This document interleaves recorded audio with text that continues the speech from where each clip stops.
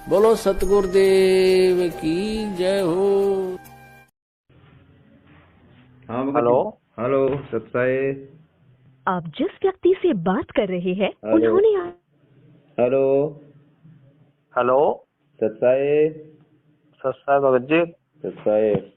कौन भगत जी? क्या हाल है? यूपी से बोल रहा हूँ भगत जी मैं। अच्छा कौन? हाँ। प्रशांत, आप कहाँ से बोल रहे हो? हम एमपी से बोल रहे हैं, मध्य प्रदेश से, जिला मुरैना से। अच्छा। हम्म। ये पूछना चाह रहा था, मैंने उनके पवन दास के पास फोन किया था, उनका तो फोन उन्होंने उठाया नहीं था, जी शायद किसी काम में बिजी होंगे। जी। तो मैंने कि शायद आपका उस पर नंबर मिला था मेरे को, मैंने कि आपसे कुछ जानकारी ले लेता हूँ थोड़ी बहुत। बोलो, परमात्मा की दया से क्या सेवा है। हाँ। अच्छा, आप सत्संग से जुड़े हुए हो ना? जी। मेरे को ज्यादा टाइम नहीं हुआ, 2 महीने हुए हैं मेरे को। अच्छा, नाम लिए? हाँ। अच्छा, नाम वहीं से लिया होगा अपने आसपास नामदान हाँ सेंटर? वही जो, हाँ मेरे पास वहीं से लिया था मैंने, गुड़गांव से ही। गुड़गांव से? हाँ, क्योंकि वहाँ जॉब करता हूँ ना गुड़गांव में। अच्छा, गुड़गांव में जॉब करते हो? हाँ, तो मैंने वहीं से लिया था, लेकिन जब मेरे को तो कुछ पता नहीं था, क्योंकि मैंने तो गुरुजी के कुछ सत्संग सुने थे, तो मेरे को अच्छा लगा था वो। हम्म। हाँ, तो हमें तो कुछ पता नहीं था कहाँ क्या है, क्या मैटर है, क्या नहीं है। हाँ, फिर नाम ले, फिर उसके बाद जब उन्होंने एक सत्संग में कहे थे, वहीं गुड़गांव में सत्संग हुआ था, तब एक शब्द सुना था, वो बड़ा विचित्र लगा था कि पवन दास के कोई वीडियो नहीं देखने, वो देशद्रोही है, ये है वो गुरुद्रोही है। मैंने कि ये कोई ऐसा लॉजिक है इसमें, मैंने कि ये शब्द कहाँ से आ गया इसमें। मैंने कि परमात्मा इस चीज को, तो मैंने परमात्मा तो सारे जीव है, वो क्यों किसी को गुरुद्रोही वो बनाएंगे। हाँ, तो मुझे अच्छा नहीं लगा, फिर मैंने जानबूझ के फिर देखा, मैंने कि मेरा कोई नाम, मैंने गुरुजी ने तो आके अपने, वो भी फिर गलत हो सकता है, जो मैं देख रहा हूँ नाम लिया है जिससे टीवी द्वारा, वो कौन सा सही होगा। हाँ, तो फिर मैंने कि चलो बात करता हूँ मैं। फिर उसके बाद पवन दास को फोन लगाया, उन्होंने उठाया नहीं, तो मैंने कि शायद आपसे ही पूछ लेता हूँ कैसे क्या है। हाँ, तो इसलिए फोन किया था मैंने। तो भगत जी देखो, पवन दास भगत जी भी इन्होंने गुरुद्रोही घोषित कर रखे हैं, और वो किस लिए कर रखे हैं इस मैनेजमेंट ने, कि ये सच्चाई जो बरवाला कांड की है, ये सच्चाई भगत समाज में पहुंचाने के पीछे ही इन्होंने गुरुद्रोही घोषित कर रखे हैं। क्योंकि अगर गुरुद्रोही घोषित करने के पीछे इनसे कोई संपर्क नहीं करेगा पवन दास से, इसलिए इन्होंने पवन दास को गुरुद्रोही घोषित कर रखा है। क्योंकि उसके के वीडियो मत देखना है। तो बताइए, अगर हम किसी चीज को नहीं देखेंगे तो सत्य सत्य कैसे मालूम पड़ेगा? सत्य बात है, यही चीज है ना। तो पहले आप देखो, उस पवन दास की वीडियो देखो, उसमें क्या पवन दास जी कह रहे हैं और सत्य सत्य क्या है। आपको अच्छी लगे तो आप उस बात को स्वीकार करो, जो गुरुजी के ज्ञान से आधार से मेल खाए तो स्वीकार करो। अगर पवन दास अपनी तरफ से कुछ कहे तो बिल्कुल स्वीकार मत करो। देखो, साधु संत भक्त परमात्मा के लिए ही प्रयत्नशील होते हैं। जो भक्त हैं उनको भी भगवान की तलाश है, इसलिए वो किसी गुरु के पास गए हैं। और गुरु जो पद पे प्राप्त बैठा है वो भी तो भगवान के लिए ही घर से निकला है, उसने प्रयत्न प्रारंभ किए हैं तो परमात्मा के लिए किए हैं। आज ठीक है, वो गुरु पद पर बैठ गया और बहुत से शिष्य भी हो गए हैं, तो उसने पुनः विचार करना पड़ेगा, क्योंकि उसको परमात्मा की आवश्यकता है। यदि उसका मार्ग गलत है तो आज भी ठीक किया जा सकता है उसको, और यदि आज भी ठीक नहीं करेगा अभी अपने अभिमानवश, तो वो दूना दोषी होगा। वो इस कैटेगरी का होगा कि जानबूझ साची तजय करे झूठ तेने, और ताकि संगत है प्रभु सौ पद में भी ना दे। वो कृतघ्नी व्यक्ति होगा, चाहे वैसे गुरु बना बैठा है, जिसको ये पता लग गया तेरा ज्ञान गलत, तेरा नाम गलत, तेरी साधना गलत, वो फिर भी हार मानने को स्वीकार नहीं है, यानी फिर भी ये नहीं कहता अपने शिष्यों को कि अभी मेरा मार्ग गलत है, तो वो कृतघ्नी प्राणी बताया है, उसके विषय में कहा है कि जानबूझ साची तजय और करे झूठ तेने, और ताकि संगत है प्रभु स्वप्न में भी नहीं थे। इसे नालायक आदमी की तो सपने में भी भेंट नहीं होनी चाहिए इसके साथ। और जो उनके फंसे बैठे हैं भोली श्रद्धालु, अब उन्होंने स्वयं सोचना पड़ेगा। अगर वो गुरु होगा और भगवान की खोज में होगा तो पहले वो कहेगा अपने शिष्यों को, क्योंकि जो दास ज्ञान देता है सबसे पहले खटक उन गुरुओं को लगती है, क्योंकि उनके विषय में बोला जा रहा है कि उसका ज्ञान गलत, राधा स्वामी पंथ का ज्ञान गलत, उनके नाम गलत, उनकी साधना गलत। धन सतगुरु सच्चा सौदा सिरसा और जगमाल वाले के बारे में कहा जा रहा है, उनका नाम गलत, उनका ज्ञान गलत, उनकी भक्ति गलत, उनका रास्ता गलत। और जितने भी ये ब्रह्मा विष्णु महेश के पुजारी, आसाराम सुधांशु जी, ये कुमार स्वामी, ये इनका सारा मार्ग गलत। और ये 3 देव की भक्ति करते हैं, इनमें जीव का मोक्ष नहीं। तो इनको सबसे पहले इस बात पर जोर देना चाहिए। ये क्यों कह रहा रामपाल दास, इसका उद्देश्य क्या है? कम से कम उद्देश्य जानकर हमारे सदग्रंथों को, लिटरेचर को पढ़ रहे ये संत दास की उनसे विनम्र प्रार्थना है, उनका भी जीव रक्षा होगी। उनके अंतर्गत जो भोले श्रद्धालु फंसे पड़े हैं उनको संत मान के, संत वही होता है जिसके पास पूर्ण ज्ञान हो और साधना ठीक है, नहीं तो भक्त नहीं है, ना वो गुरु है। वो तो एक अपना जीवन नाश कर रहे हैं। तो उनसे दास उनके हित के लिए कह रहा है। जैसे कोई रास्ते में जा रहा है और काफी लंबे सफर पर पहुंच गया और वहां उसको कोई टोक रहा है, कहां जा रहे हो भाई? तो उस स्थान का नाम बताते हैं और वहां कोई व्यक्ति खड़ा है, वो कहता है ये रास्ता ठीक नहीं आपका, आप बहुत गलत जा रहे हो। तो उस व्यक्ति को क्या करना चाहिए? 1, 2, 4 और से सलाह लेनी चाहिए, भी सचमुच में जा रहा हूं, ये मार्ग ठीक है कि नहीं। और उसके साथ झगड़ने लग जा कि तू क्यों बोल रहा है मेरे मार्ग को गलत, तूने कैसे बता दिया गलत। तो ये बुद्धिमान का काम नहीं, ये तो महान नीच व्यक्ति करता है ऐसा व्यवहार। कोई कहता है भी तेरा रास्ता ठीक नहीं, तो उसने धन्यवाद करना चाहिए उसका और सोचना चाहिए भी बता कैसे गलत जा रहा हूं, मेरा विश्वास दृढ़ कर कि मैं गलत जा रहा हूं।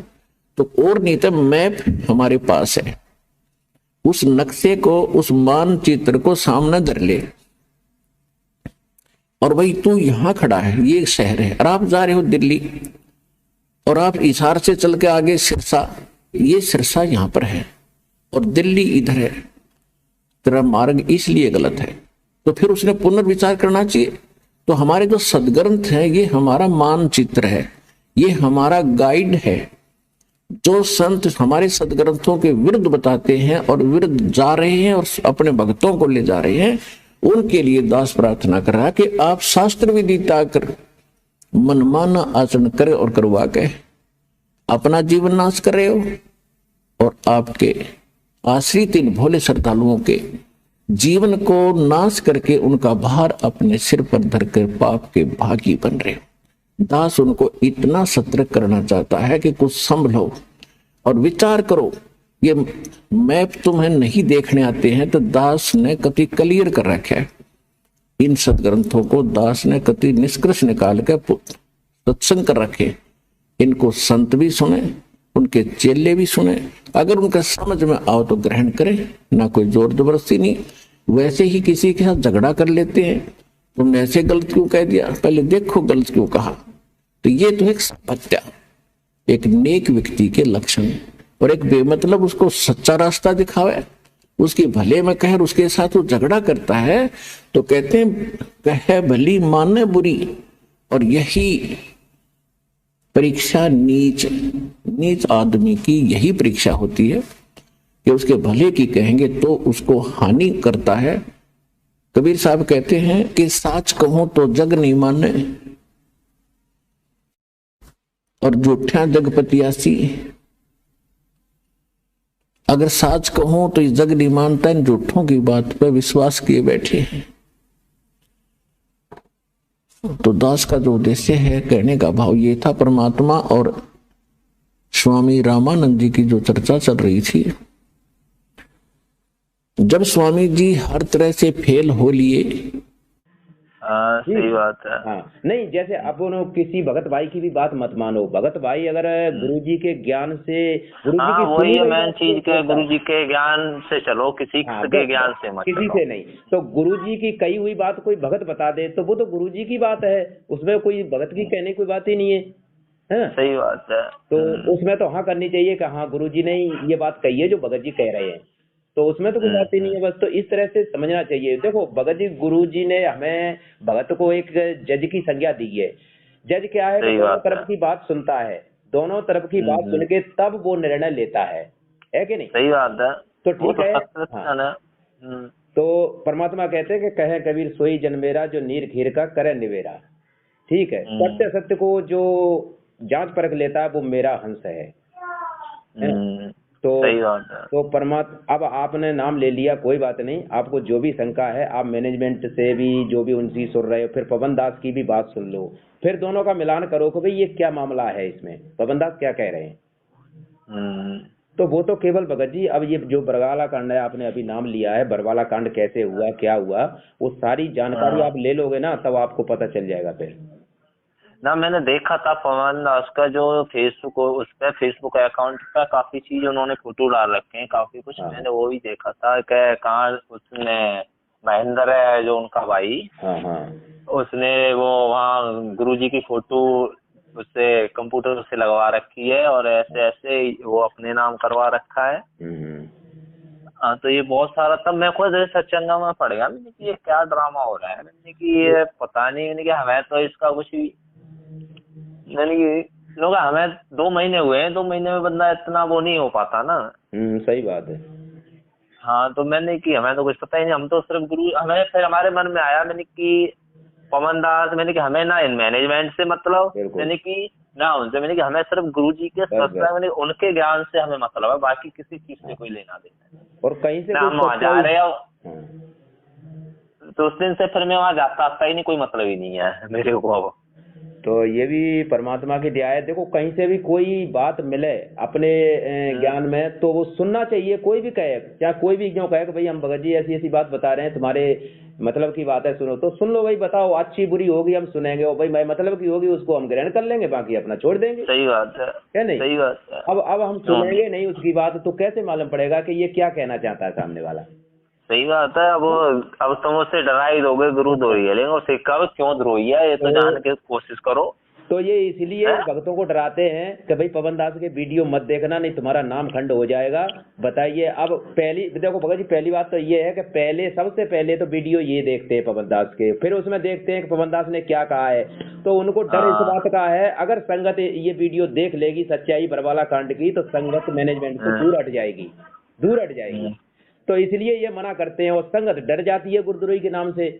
उनको अपने तत्व ज्ञान से परिचित कराता है, क्योंकि पिछले संस्कारी जो हंस होते हैं, वो चाहे शिक्षित हैं चाहे अशिक्षित हैं, वो भगवान के मार्ग में घनी आनाकानी नहीं करते, वो चतुर नहीं होते, वो सादे होते हैं। तो उन सादे लोगों का, सादे भक्तों का नाजायज फायदा उठा लिया है नकली गुरुओं ने, क्योंकि सभी ये कहता है भक्त, श्रद्धालु भक्त वृंद, कि भाई भगवान के का जो मार्ग है, भगवान के ज्ञान में तर्क वितर्क नहीं होना चाहिए, तर्क वितर्क का विषय नहीं है। जबकि कबीर जी ये कहते हैं कि भगवान का मार्ग तर्क वितर्क का विषय है। जब तक आप तर्क वितर्क नहीं करोगे, आप भगत 7 जन्म नहीं बन सकते, क्योंकि अज्ञान से परिपूर्ण हो चुके हो आप, और तर्क वितर्क से वो ज्ञान निखरेगा, सच्चाई सामने आएगी। देखो जीव तो बेचारा इतना वो होता है, वो तो हाल डर जाता है, उसे क्या मालूम सच्चाई क्या है क्या नहीं है। तो देखो गुरुद्रोही के लिए तो परमात्मा ने हमें वो रोज पढ़ने के लिए नित्य नियम दिया हुआ है, उसके अंदर लिखा हुआ है हम रोज पढ़ते हैं, ठीक है। तो उन वाणियों से आप लगा लो कि भाई ये भगत में ये लक्षण मेल खा रहे हैं कि नहीं खा रहे हैं इन वाणियों से।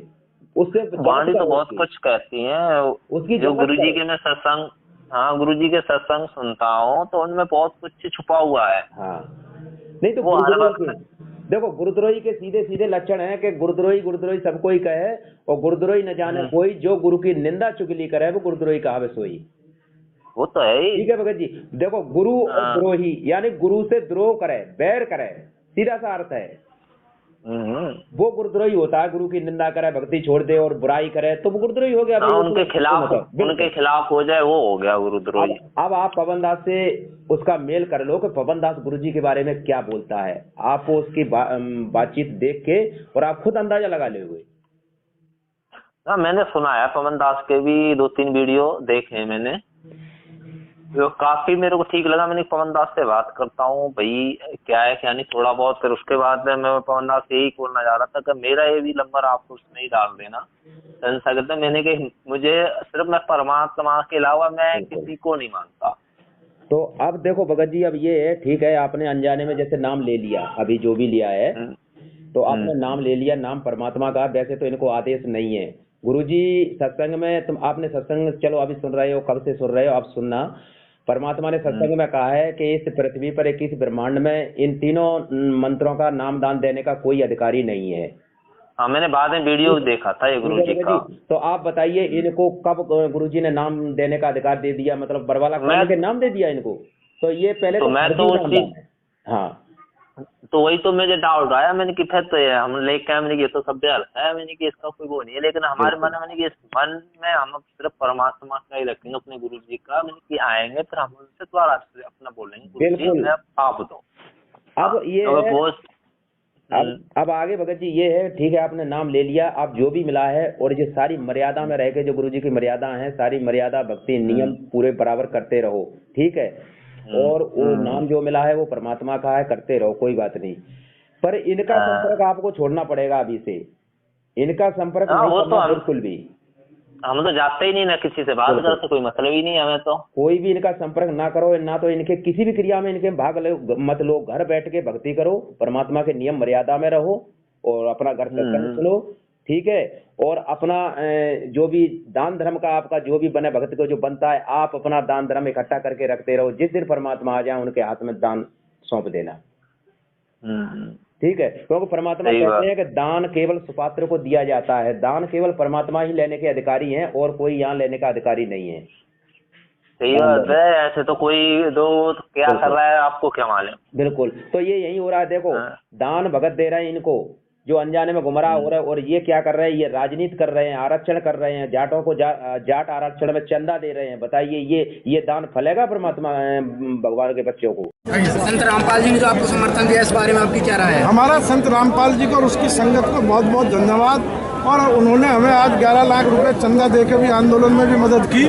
और मैं तो ये कहना चाहूँगा कि संत रामपाल जी के ऊपर भी जो जुल्म हुए, और उस जुल्म को जब वे उनके दर्शन करने उनके शरणार्थी जाते हैं तो उस पर भी तमाम अत्याचार किए जाते हैं, लाठियाँ बरसाई जाती है। सरकार उनको तंग कर रही, और जो आर्य समाज के उनके बीच में डिस्प्यूट है उसको भी दूर कराने की कोशिश करेंगे, क्योंकि हम खुद आर्य समाजी हैं। हम खुद आर्य समाजी होने के नाते ये चाहते हैं कि समाज में जो भेदभाव हुआ वो सब दूर हो और सब मिलकर एक जैसे एक जो सरकार है जो अन्याय करती है उसके खिलाफ सब मिलकर खड़े हो।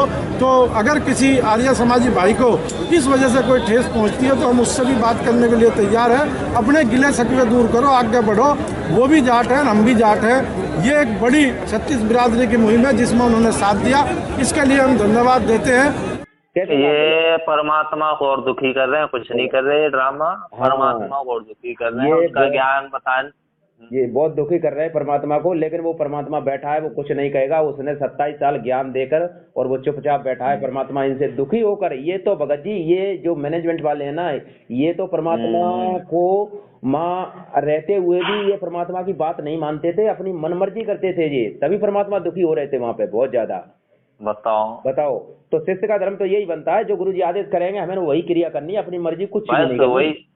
बस कोई मतलब ही नहीं बनता ना। फिर गुरु किस बात के आप मान रहे हो उनको, जब उनकी बात का पालन नहीं कर रहे। बस तो गुरु तो हम इसलिए बनाते हैं भाई, हमें मार्गदर्शन गुरु जी देंगे, जो आदेश देंगे। हम तो अनजान है भाई, अंधकार में है, गुरु हमें प्रकाश की ओर। सही बात है, हमें तो कुछ जब प्रकाश होता है तो फिर हमें क्या हो, जब प्रकाश नहीं तभी तो हमने गुरु बनाया। क्यों गुरु बनाने की क्या जरूरत है फिर, जब हम ही सब कुछ जान लेंगे तो।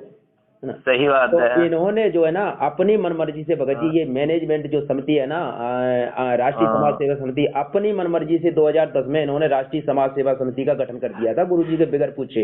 अच्छा। हाँ, ना हम तो ये समय सच बताएं, हमें तो शायद इनके सत्संग भी नहीं, हम जानते भी नहीं थे, आपको सच बता रहे। हमने तो बस ऐसे ही उसने सत्संग देख रहा था तो इनके निकल आए, तो मैंने सत्संग सुनता उनका भी। और वो सारी सच्चाई भगत जी बरवाला कांड होने के तुरंत बाद ही उसी दिन गुरुजी ने सारा खुलासा कर दिया। सारा खुलासा गुरुजी ने अपने मुख से मीडिया के सामने बोल दिया।